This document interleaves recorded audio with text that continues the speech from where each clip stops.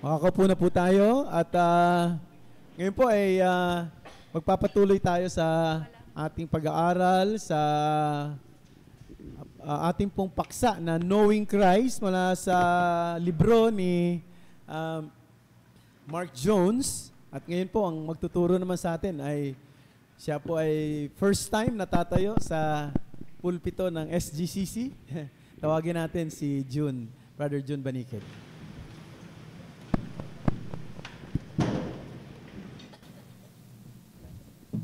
Maraming salamat, Pastor George. Purihin po ang Panginoon. Panalangin ko lang ay hindi ho sana kasing labo ng mata ko yung ituturo ko sa inyo ngayon na malabo din, no? At purihin po ang Panginoon sa privilege na ito. Gaya nga po ng sinabi ni Pastor George, ipagpapatuloy po natin ang ating pag-aaral sa Knowing Christ. At ngayon po ay ating pong tatalakayin yung 11th chapter na ang title po ng chapter is Christ Reading o ang mga nabasa ni Jesus. Bago po simula ng isang pelikula o yung TV series, siguro sa atin maraming mahilig sa mga TV series, no? O yung musical play o theatrical play, ay meron pong tinatawag na table reading. Kung saan tinitipon po ang lahat ng mga directors, scriptwriters, mga crew, at yung higit sa lahat po yung mga artista upang sila ay magsama-sama to conduct yung tinatawag ng table reading. At ang purpose po nito ay unang-una ay magkaroon ng familiarity sa bawat role na gagampanan ng bawat artista. Hindi lang magkaroon ng familiarity, kundi sila ay magkaroon ng tinatawag nating emotional attachment sa role na kanilang ginagampanan. For example po, yung moving Sakay, ewan ko na po, natatandaan niyo po yung movie na Sakay, yung isa po sa mga lead actors ay talagang sinuot niya na kagad yung kanyang uniforme na isang rebelde, no? At siya po, ginagawa pa lang yung kanilang set, Campo sa Los Baños, sa Makiling, nandun na siya. At talagang bago magsimula, nung nagsimula po yung shooting, talagang punong-puno na siya ng dumi, no? Talagang mukhang talaga siyang katimonero na lumaban ng panahon ng mga Amerikano, no? Ganun na kanyang itsura, so nagkaroon siya ng matinding internalization. At ang pangalawa po ay nandun din po yung ma-familiarize po sila sa kanilang mga sasabihin at kung paano ito sasabihin. And then, at ang pangatlo po ay makita nila ang takbo ng story at makita nila yung twist, yung climax, at paano ito matatapos. Ewan ko lang po kung sino po dito yung fan ng TV series na Game of Thrones. Hindi ko po alam kung meron po dito mga fans ng Game of Thrones. At,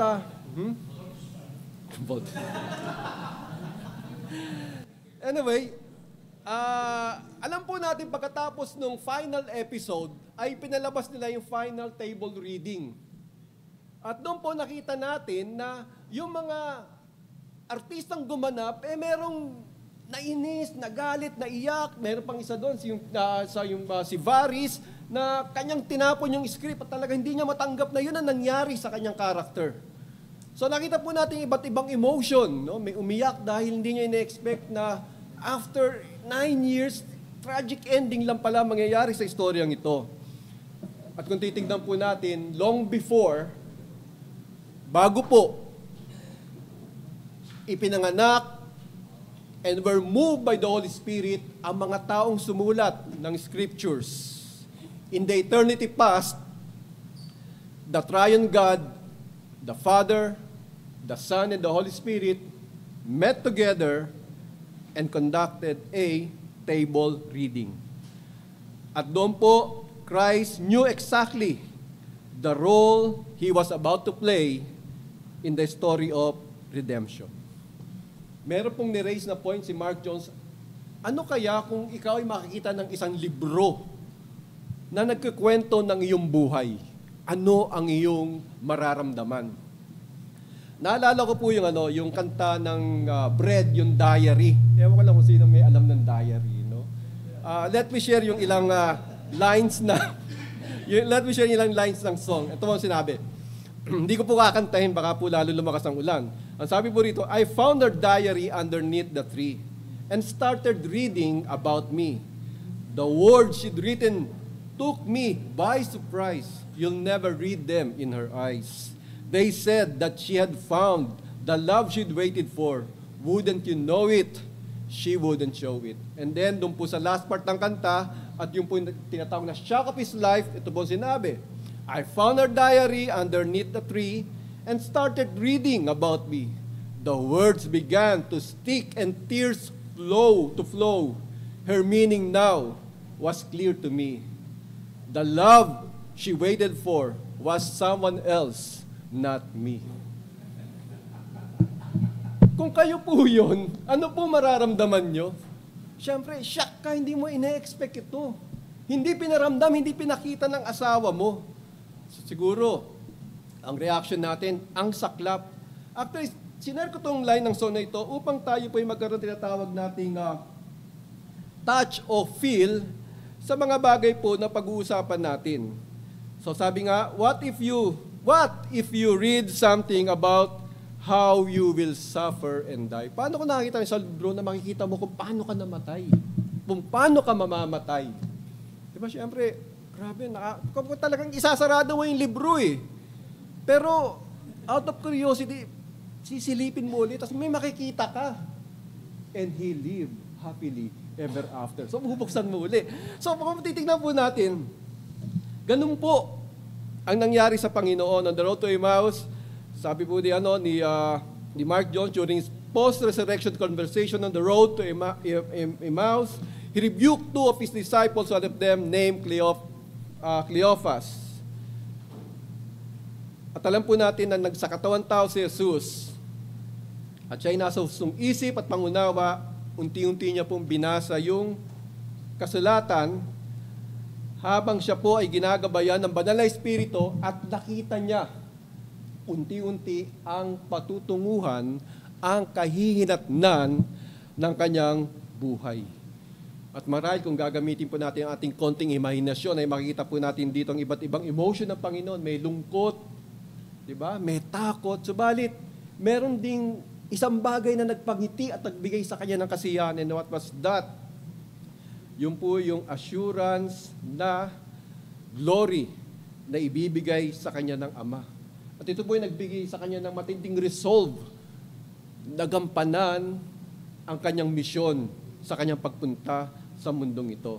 As Mark Jones said, Jesus marched triumphantly to the cross, knowing his end was the beginning, a glorious transition from weakness to power. So pag-usapan po natin is Jesus reading of his suffering. Sinimulan po ni Mark Jones ang isang quotation. Sabi niya, Jesus' voluntary suffering protects the glory of the gospel while his conscious suffering adorns the beauty of the gospel. So, tinanong ko ng konti si Pastor George sa kanya sabi, this is all about the passive obedience of Christ. Pag sinabi po natin passive obedience, it is all about sa kanyang pagsunod sa Ama, tungkol sa kanyang pagdurusa, kamatayan, at sa kanyang muling pagkabuhay. So, frame 2, medyo mahaba-haba po ito. A quotation na from someone, sorry po, hindi ko po nailagay nagsabi, but nasa book po ito ni Mark Jones. Sabi, it would be miserable for us to know what we shall undergo in this world, for the thoughts of it beforehand would hurt us. The anxiety of it would trouble us. It is better for us to be ignorant of it, but Christ, he had strength in him. He could know what he should suffer and foresee it. And his mind quiet and composed, as you see, he did till it came to the very instant. And it was necessary too that he should know all he was to suffer with his Father, which makes a great difference between the suffering of Christ and ours. So, ano daw po yung great difference between Christ's suffering at yung suffering natin according to this paragraph? tayo daw po clueless. Wala tayong alam sa mga bagay na mangyayari sa ating hinaharap. And when it comes, pag dumating yung pagsubok, at nakita po natin sa 1 Peter 4:12, sabi ni Peter, do not be surprised. Alam nyo, iba po yung binasa na naunawaan. Kasi ang isang bagay na binasa mo at naunawaan mo, mananatili sa isip mo. At pag dumating ito, handa ka. Pero kung binasa mo lang at hindi mo inunawa, magugulat ka. No? So yun po yun. So kay Peter sabi niya, do not be surprised. Kasi yung iba nagulat eh. Sila yung nagkaroon tinatawag nating trials. No? At maraming mga Kristiyano, pag dumadating ang trials, mayroon tinatawag tayong state of denial. Yung iba, pa-spiritual pa natin, hindi, Kristiyano tayo. No weapon formed. We're the tail, not the head. Nabaliktad eh, no? I-declare mo yan, kapatid. No? I-declare mo yan. Huwag mong tanggapin yan. Sabihin mo, cancer, lumayas ka, lumipat ka sa kanya. No? Ba't pa naman pinalipat mo sa iba? Si Jesus, di ba, nung tinaboy yung mga demonyo, pinalipat sa baboy, di ba? So, ito yung, sa totoo, talagang maririnig nyo sa iba yan, no? Pero, ano kaya, one time, nakita mo ang banal na kasulatan, nagliliwanag, pagbukas mo may nakalagay doon, Arsenio, maganda ka, sapagkat nasusulat, ikaw ay mamamatay sa pamamagitan ng apoy at bato. Diba? Siyempre, masashock ka, no? Isipin nyo, sabi nga ni Marcos, all your life, habang buhay ka nalang matatakot sa apoy at sa bato. Kakaiwas mo sa mga apoy at sa mga bato, nasagasaan ka. Nagulungan ka. Pero yung tatak ng gulong, firestone. Pero ngayon, wala nang firestone, bridgestone na nabili na, di ba? Anyway, ang point ko lang dito, wala tayong kakayahang malaman ang hinaharap at minsan kulang ang ating kakayahan na tanggapin ang ating kahihinatnan. Wala na, bridgestone na, pastor. Nabili na eh. So, Christ knew everything what would happen to him. Ang sabi dito ni Marcos, ano daw yung kanyang behavior is mind, tranquila,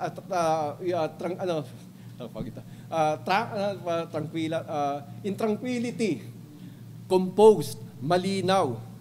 And then, his mind, quiet, composed, and stayed focused on the mission ayon sa napagkasunduan nila ng Ama. So Jesus used his knowledge to prepare himself. Yung mga reading niya ng Old Testament text, especially the Psalms, offered him insight about the future. So now we will go dun sa tinatawag nating specific Old Testament readings. Number 1 is Genesis chapter 3 verse 15. Of course, di naman po natin alam na talagang yan ang unang nabasa ni Jesus. So sinunod lang po natin yung pagkakasulat ni Mark Jones. Genesis 3:15, alam po nating lahat na ito po yung tinatawag na proto-evangelium or the forecast of victory through suffering. Kung babasahin po natin, and I will put enmity between you and the woman, and between your offspring and her offspring, he shall bruise your head, and you shall bruise his heels. Itong Genesis chapter 3:15, hindi po ito yung, kumbaga saan biglang, may gumanon. Pumalpak si Adan. So hindi po ito damage control. No? Walang plan B. Walang plan B. Hindi ito afterthought lang ng Panginoon. Uy, pumalpak si Adan. Anak, bumaba ka sa lupa. Hindi. Kundi, Genesis 3:15 was a part of the plan established before the world. At yun po yung tinatawag nating the covenant of redemption. So Christ, when reading this, nasa isip niya, naalala niya mga bagay na napag-usapan ng Ama. Sabi ng Ama, I will crush the serpent, but only through the bruising of my feet. Number 2, some Psalms explicitly highlight Jesus' sufferings, such as Psalm 22, but others exist as more indirect yet equally fitting testimonies to His humiliation. Humiliation, kung di-define natin sa ating napahiya, no? Pero humiliation yung kanyang pagbaba at pagsasakataon tao. Then Mark Jones said, reading Psalm 90 from the perspective of Jesus, Jesus highlights His amazing condescension. No? Many see Christ present in verse 2. Yun po sinabi ni Mark Jones. Sinabi niya dito daw sa Psalms 90 verse 2 ay nandyan na si Jesus, present dyan si Jesus. So, ang definition po ng condensation ay ang pagsasakatawan tao at pakikiniig. Lumang Tagalog po rin, pero maganda yung ibig sabihin. Mas malalim siya sa pakikisalamuha. Kasi pakikisalamuha, pero parang sosyalan ka lang, no? Pero walang intimacy. Pero ito ay pakikiniig ng Diyos Anak sa sangkatauhan. Ibig sabihin, Christ was engaged to the people during His time. He was engaged emotionally. Kaya nga po nakita natin na may mga pagkakataon na ang Panginoon ay nagalit. Nagalit siya sa hypocrisy ng mga Pharisees, nainis siya sa stubbornness ng kanyang mga disciples. Hindi lang po yun, siya ay nahabag. Nagkaroon ng compassion sa mga tao. Nahabag siya sa spiritual na kalalagayan ng mga tao. Hindi lamang po siya nahabag sa spiritual condition ng tao, subalit nahabag din siya, kaya po siya gumawa ng mga miracles. Siya ay nagpakain, nagpagaling, at nagpalayas ng mga demonyo. At may mga pagkakataon din po natuwa ang Panginoon na nakita niya yung mga bata, di ba? Tinawag niya. Halika kayo sa akin, di ba? Siguro nagkikwentuhan sila, no? Kinikwentuhan niya ang mga bata. At ang Panginoon din po ay nakigalak sa kaligayahan ng iba. For example, umating siya sa wedding. Di ba? Siya ay nakigalak. Di ba kaya po tayo pupunta sa kasal? Tayo ay nakikigalak dun sa kinasal. Siguro kung meron mapupunta ron na malungkot, malamang ang kinakasal yung ex niya. Di ba? So, siya ay nakigalak. And then of course, ang Panginoon din po ay napaiyak nang nalaman niya na si Lazarus po ay namatay. Siya ay napaiyak, hindi lamang po dahil malapit sa kanya si Lazarus, subalit siya ay napaiyak dahil nakita niya ang kawalang pag-asa ng sangkatauhan na silang lahat ay haharap sa kamatayan. So ito po yun, no? And for the meantime, na ang Panginoon ay nakikisalamuha, nakikipagniig sa sangkatauhan, alam niya that He has to have a heart of wisdom. At ito po ang sinabi sa Psalms 90 verse 12. So teach us to number our days that we may get a heart of wisdom. So nakita po natin dito na Panginoon made sure that every day counts. Ang bawat araw ay mahalaga sa Kanya to fulfill His mission on earth. He was not sidelined sa mga trivial na bagay. Though nag-miracles siya, nag-perform siya ng miracles, at gusto ng mga tao na gawin na siyang hari instantly, alam niya na, hindi ito ako para dito. I have a mission. His mission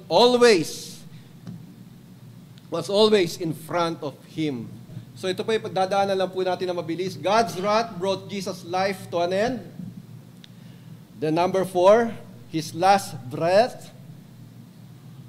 Then number 5, the crucifixion scene. Then dito po yung pagaling to ng New Testament sa Old Testament, sa mga readings ni Jesus. Then number 6, how He trusted the Father while He was on the cross. Then the piercing of Christ's hands and feet. The outcry of Christ. The outcry of Christ. At dito po yung nakita natin, nasa puso't isipan ng Panginoon ang Psalm 22. Hindi lamang sa kanyang pagdurusa, subalit kasama rin po dito ang kanyang vindication. Pag sinabi na po nating vindication, o a man who is vindicated, yung po yung, ang lahat ng kanyang sinabi ay kanyang napatotohanan beyond reasonable doubt. Then, number 9, Christ's vindication of His suffering and praises from His people. Sa Psalm 22 verse 2, nabasa po natin, I will tell of your name to my brothers in the midst of the congregation. At inulit po ito ng sumulat ng Book of Hebrews, whoever he may be. Sabi po rito, ni Mark Jones, the writer of Hebrews, quoted Psalm 22 because nakita niya rito that Jesus shares his humanity on his followers since he calls them brothers. Then in passing again in number 10, the significant parallels between Jesus and David and reflect how Scripture deepens his understanding of betrayal and suffering. So nakita ni Jesus the betrayal of David by Ahithophel. Of course, alam natin kung sino ang nagtraidor sa Panginoon. Then Ahithophel and Judas both planned to do the deed at night. And those who betrayed them hanged themselves. So nakita natin yung halos parehong-pareho yung nangyari kay David at sa Panginoon. David and Jesus both prayed for deliverance on the Mount of Olives. Then lastly, David and Jesus' death would bring peace to the people. So nabasa niya ang lahat ng ito. Nakita niya yung sequence na nangyari sa buhay ni David na nakita niya na mangyayari sa kanyang sarili sa hinaharap. Then, of course, in Gethsemane, we can see here a conflict and a resolution. Kumbaga sa storyline kasi, may tinatawag niyang conflict and resolution, yung tinatawag na twist. So, here we see yung conflict ay struggling Jesus. Alam po natin nangyari sa Gethsemane, no? Jesus prayed. Sabi niya, my Father, if it is possible, may this cup be taken from me, yet not as I will, but as you will. So, we see the conflict, a struggling Jesus, and we see the resolution, a selfless Jesus. Hinarap niya ang tagtraidor sa kanya at ang mga umuusig sa kanya. Then Jesus, knowing all that would happen to him, came forward and said to them, whom do you seek? So dito po nag-build up yung climax ng story of redemption. So buong tapang niyang hinarap ang mga taksil at areso sa kanya, dahil alam niya mga bagay na ito ay mangyayari. So ginawa ito ni Jesus, hindi lang sa empowering presence, sa comforting presence ng Holy Spirit, subalit kasama na rin po dito yung kanyang pagkakaalam sa sequence ng events ayon sa kanyang nabasa na mangyayari sa kanya. So, at alam niya in the end, who will prevail.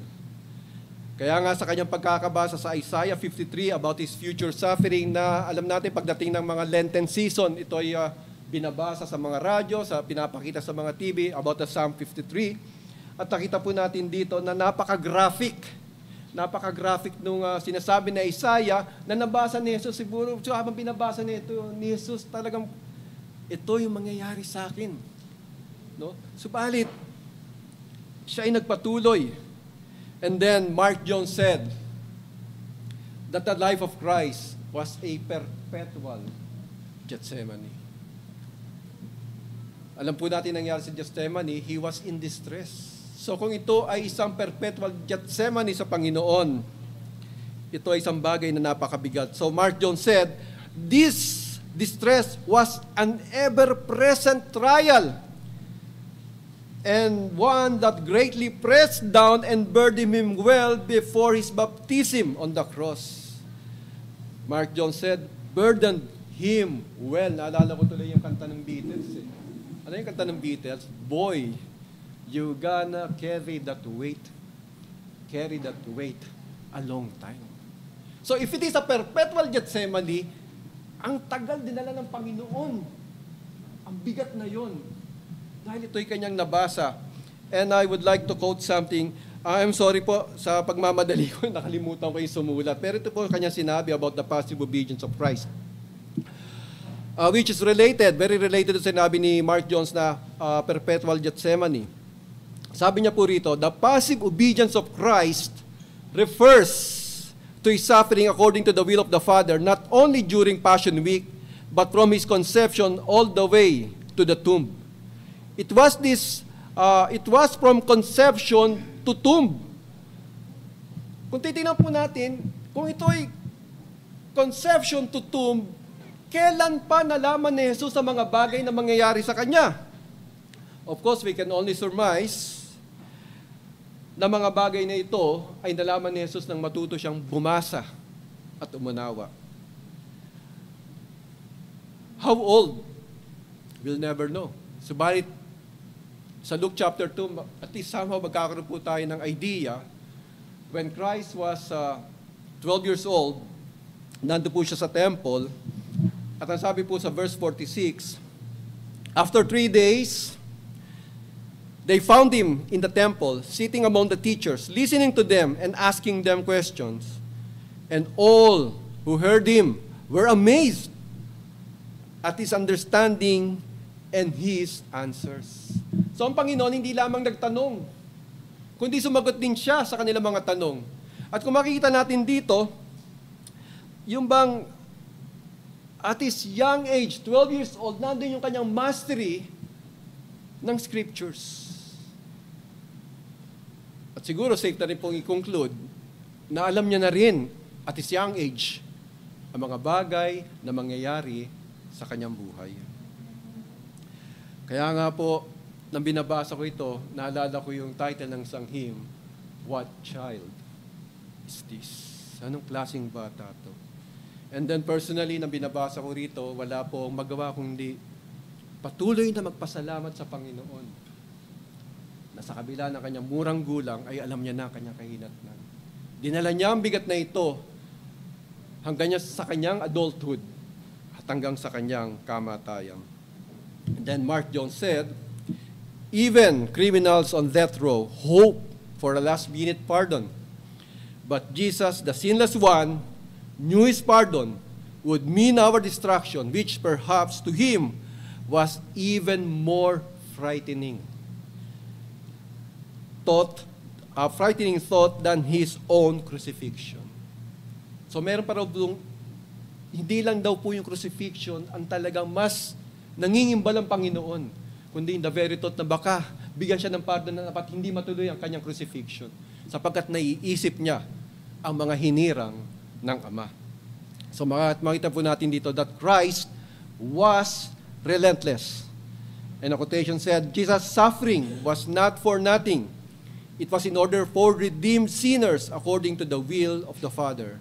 Kaya nga rightly so, His conscious suffering adorns the beauty of the gospel. Now, dadako po tayo sa pangalawa, which is the Christ rid of His glory. Excuse me po.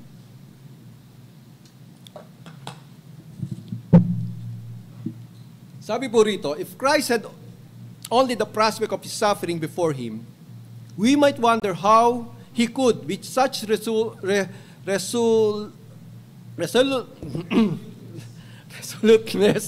finish the work the Father gave Him to do. Pasensya ta po, nagbibinata lang po. But His commission from the Father always had in view His future glory. So we can see here that Jesus' awareness of His glory helped Him endure His suffering. Kaya nga sabi, di ba, hindi lang naman suffering sa magaganap sa buhay ni Jesus. Sabalit pagkatapos nun, ay meron din pong pagluluwalhati o pag-i-exalt sa Kanya. Yan another frame. The fact of His glory was as certain as that of His previous suffering. His suffering and glory were both prophesied in the Old Testament. Kaya nga, in his reading and remembrance of the Scriptures, dun siya humuhugot ng tibay ng loob. Of course, na ito'y binibigay rin ng banal na Espiritu, which is His constant companion. Kagaya nga po ng tinakil ni Brother, basta si Brother, Brother Alan, no? Thank you, Pastor. Isa po yun sa problema pag tumatanda na eh. No? So, yung Holy Spirit being His constant companion din po ang nagbigay sa Kanya ng tatag ng kalooban, Pero, yung tatag ng kalooban na yon ay naguugat din sa kanyang mga nabasa at naunawaan sa banal na kasulatan. And while Jesus was hanging on the cross, di ba may katabi siya isa? Sabi niya, Ama, alalahanin mo ako pag ikay nasa paraiso na. At ang sinabi ni Jesus, Today, you will be with me in paradise. So makita po natin, while Christ was suffering and dying on the cross, naiisip niya ang kanyang Ama at alam niya na matatapos ang lahat ng ito. And He will be glorified. Kaya nga, that time, nakapako ang Panginoon, while grasping for His breath, He knew that yung glory that the Father would give Him is just a moment away. So, sabi ni Mark Jones, let us consider a gentle reminder from Paul sa Romans chapter 8, verse 18. Sabi po rito, For I consider that the suffering of this present age are not worth comparing with the glory that is to be revealed to us. According to Mark Jones, ito raw po yung comforting words ni Paul sa mga Christians that contains truth that only Jesus has perfectly believed during His life on earth. Kumbaga sa gymnastics, di ba? Ang Panginoon lang daw po ang naka-perfect 10. Tayo, medyo iba sumablay, yung iba naka-score, pero walang naka-perfect. Kumbaga sana walang naka-Nadia Comenenci. No? Yun, world record siya, yung sa gymnast na siya yung naka-perfect na maraming events sa gymnastics. Ang Panginoon Jesus lang daw ang naka-perfect 10. And then on verse 7, the promise of exaltation in the scriptures, including His kingship in Psalm 2 and 110, assured that His suffering would not be in vain. His role as the Messiah was one that combined humility and ultimate glory. And His understanding of God's promises fueled His perseverance. And then, the two Psalms, Psalm 2 and 110, manifest the following similarities about His glory. Number 1, the subjugation of the nations, paglipol. Then, destructions of Israel enemies, pagwasak. And then God's wrath towards kings who opposes His Son. So naranasan nila ang poot ng Diyos. So nakita natin, everything went in Jesus' favor. Then Mark Jones again said, as Davidic king, Christ is in a special sense God's Son. We often assume that the description of Jesus as the Son of God prove His deity. But it's more likely that first century Jews immediately understood the title as kingly and messianic. Natatandaan ko ng dati, masyadong na-oversimplify yung term na Son of God tsaka Son of Man. May nagturo sa amin ganun, ano ba pagkakaiba ng Son of God tsaka Son of Man? Ganito lang yan. Tindi, no? Dahil pa si R.C. Sproul, ganito lang yan, sabi niya. Yung Son of God, it speaks about His divinity. Tapos sabi niya, Son of Man speaks about His humanity. Masyado na oversimplify, pero alam natin na there's a more deeper meaning dun sa mga bagay na yon. Kaya nga po, kung titignan natin ang Matthew chapter 16, verse 16, Matthew 16, verse 16, Peter, moved by the Spirit, made this confession about Christ. Sabi ni Peter, Simon Peter replied, "You are the Christ, the Son of the living God." So dito nagkaroon ng declaration si Peter. Of course, alam natin yan si Peter, medyo impulsive eh. Hindi lang po sa point na ito naging impulsive si Peter, kundi he was moved by the Spirit to say these things. Sabi ni Peter, "You are the Christ." So may consciousness siya, ikaw yung Adonai. In the Old Testament, ang tawag nila kasi Adonai in the Old. And then, ikaw ang Kurios. You are the Christ. And we know that Christ is the eternal Son of God with the Father in Spirit, in Father and Spirit in power and glory. Then in Psalm 2 and 10, we have in view earthly kings who receive the unique privilege of being called God's sons. And Mark Jones said continually, in this sense, Jesus Christ as the true king shares his Father's reign and yet remains in submission to his Father's cosmic sovereignty because Christ is God's king, true son, victory over his enemies is certain. So noon daw yung mga hari tinatawag ding mga anak ng Diyos. Pero yung pagiging anak ng Diyos is a special case dahil siya ay anak ng Ama and equal with Him. Then frame 10, Psalm 110 was quoted in the New Testament more than any other Psalms, roughly 22 times, and it depicts Christ as the one seated at the right hand of the Father who subdues his enemies. As the God-man, He knew that He would reign comprehensively, judiciously, and eternally. Alam mo naman po natin yung word na comprehensive sa kotse, di ba? Pag comprehensive, lahat. Tama si Brother Billy doon, insurance. So pangkalahatan, judiciously is the manner of His reign. So nakita natin dito yung tinatawag nating pagiging fair. And then eternally, He was not time-bound. Then sitting at the right-hand throne of God. Alam nyo, sa mga iglesia ni Cristo na nagsiselebrate ng kanilang anniversary ngayon, kaya po wala ang misis ko kasi kapatid niya iglesia, siya nagbantay sa kanyang nanay. Ito naman po, logically lang naman po na naisip ko na yung nang si Jesus ay pinupo ng Ama sa kanang kamay, ito'y lumalabas na reward lamang. Dahil naging mabuti ka sumunod ka sa akin, so i-reward kita. Upo ka sa aking kanang trono. At niliteral nila yung salitang kanan. Di ba sa ating, pag sinabing kanang kamay, ano ba ang pinapakita ng kanang kamay? Di ba? Kumbaga sa kanang kamay, ibig sabihin, ikaw ang susunod sa akin. Pero, merong among tunay.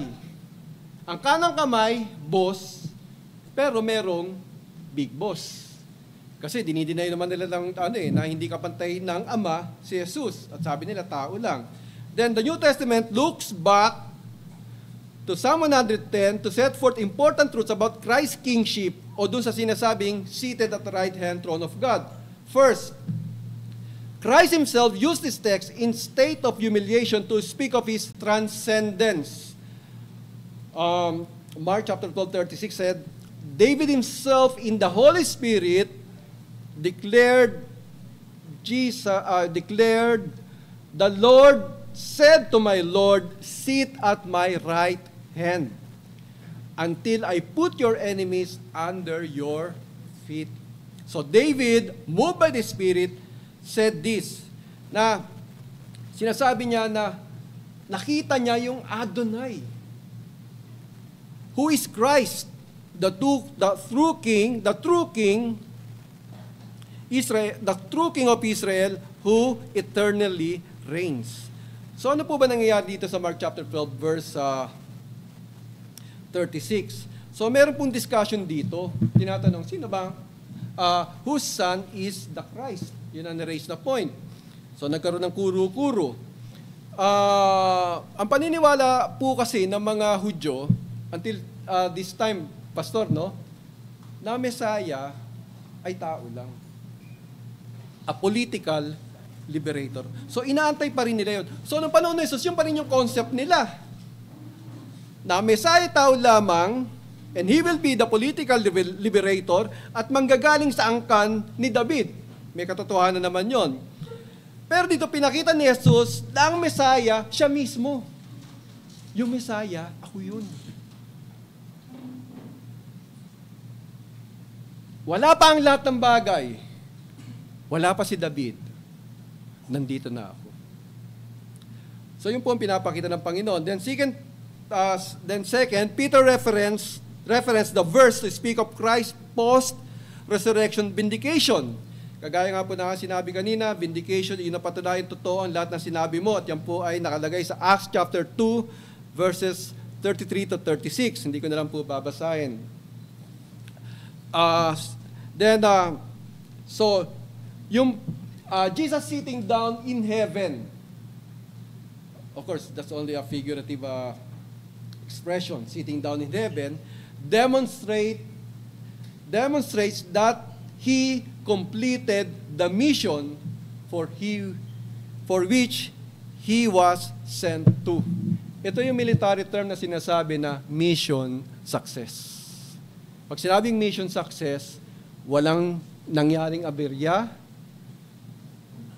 They never went sideways para bumalik ulit sa objective. Kung hindi, dire-diretsong natapos as planned. Then third is in Romans chapter 8 verse 34, Paul connects Christ's exalted rule with his intercession, which exhibits consistency with Psalm 110 in its testimony of his kingship and priesthood. Sa Romans chapter 8 verse 34, sinabi po rito that who is to condemn Christ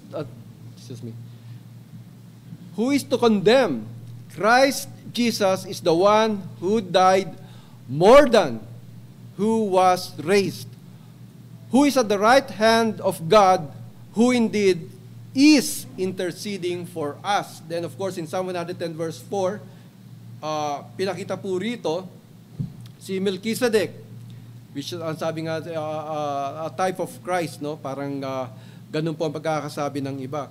So, yung sitting down ni Jesus dito, na sinasabi, of course, figurative lang po yun, hindi po siya yung klase ng si Jesus na nakaupo sa lazy boy chair. Alam niyo yung lazy boy chair? Yung, nung nasa Italy ako, pag dumating yung amo ng biyenang ko, titingnan niya yung nanay niya, tapos upo siya doon sa lazy boy chair. Tapos talagang nakakatulog. Nung umalis, sinubukan ko. Ang sarap. Talagang makakalimutan mo lahat ng problema pag umpo ka. Gusto ko nga sana dalhin, uwi ng Pilipinas kasi mahal pala dito yun. Anyway, hindi po ganon. No? Lazy boy chair. No? Ang Panginoon hindi nakaupo sa lazy boy chair at pakuya-kuya-kuy lang. He's busy. Sabi nga po, kung busy siya, ano kanyang ginagawa? Ang sabing ganon, ang Panginoon daw po, He is interceding for us. Christ is praying for you. Munti ko na masabi, Pastor, pakisabi nga sa katabi, Christ is praying for you. Old habits hard to break, no? Christ is praying for you. At ano po ang kanyang ipinapanalangin? Okay? The 7th century Puritan Thomas Watson was right to argue that Christ is probably praying now, right now, and what he was praying in the upper room in John chapter 17. Ito po sinabi ni Thomas Watson. Ano-ano po ang pinapanalangin ni Jesus ngayon para sa atin? That we would be protected from evil. In verse 15. In verse 17, that we would grow in holiness. And then third, that the Father would finish the work begun in us. So every time po na may tumatawag ng ating pansin upang tayo malihis ng landas, na mentras kabanalan ang nasa ating isip at naisip natin gumawa ng kabalbalan, remember, Christ is praying for you. And maybe you are doing something for the Lord at medyo nasa sidetrack ka ng ilang mga problema. Sabing ganon, the Lord is praying for you that you would finish the work begun in us. Finally, the New Testament use of Psalm 110 verse 1 clearly speaks of the Lordship of Christ and the Lordship of Christ over all creatures, even the angels. Ito po ay nasa Psalm 110 verse 1. And then in Hebrews, ano ba ito? 11, but okay. Hebrews chapter 1 verse 13. Medyo naduduling-duling na ako, pastor eh. Pasensya na po. These are the things that Jesus read in the Psalms that gave him tremendous joy to continue, despite he knew the kind of suffering and death awaited him. And most importantly, the hope of the future glory shines forth. Then of course, nandun din po ang mga writings na Isaiah, We can see the interconnection of sufferings and glory.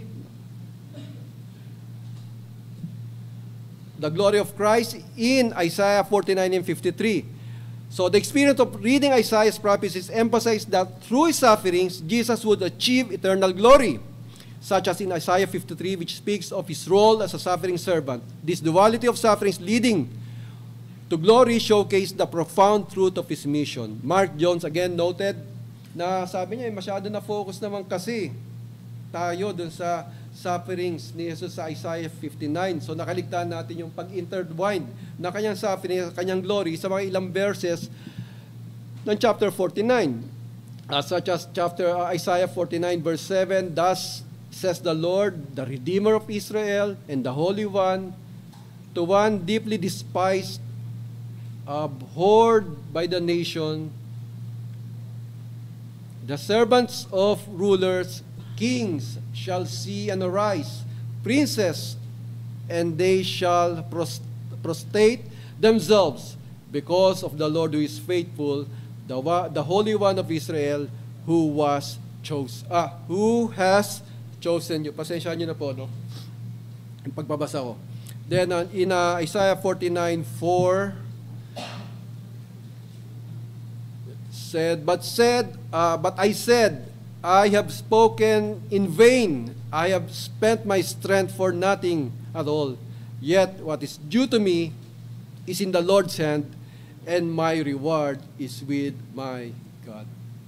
So in conclusion, Christian can learn much from Christ's own reading of the Scripture concerning his sufferings and glory. While the Scriptures are not written about us in the same way they are written about him, we may nevertheless take comfort in the fact that our sufferings are not worth comparing with the glory that is to reveal in us. To us, we know we will suffer because we belong to Jesus, the suffering servant. Him, if we endure, we will also reign with Him. At sa katapusan po, nag-raise ng challenge dito si Mark Jones. Are we reading the Scriptures to learn of our sufferings and glory? So as long as we suffer with Christ, we will also share in His glory. At sa pagtatapos po, gusto ko lang pong i-share ang My Day ni Brother Jerwin. At salamat sa pagtulong mo sa akin kung nasaan ka man. Hindi ko makikita eh. Yun. Ito po ang sinabi niya sa kanyang My Day. Take heart today. Your Savior sits in your Savior sits in active take heart today. Your Savior sits in active sovereign control over all the things that would confuse, overwhelm, surprise, or disturb you. So yun lang po, tayo po ay nagtatapos. Maraming salamat po. Magandang umaga po sa inyong lahat.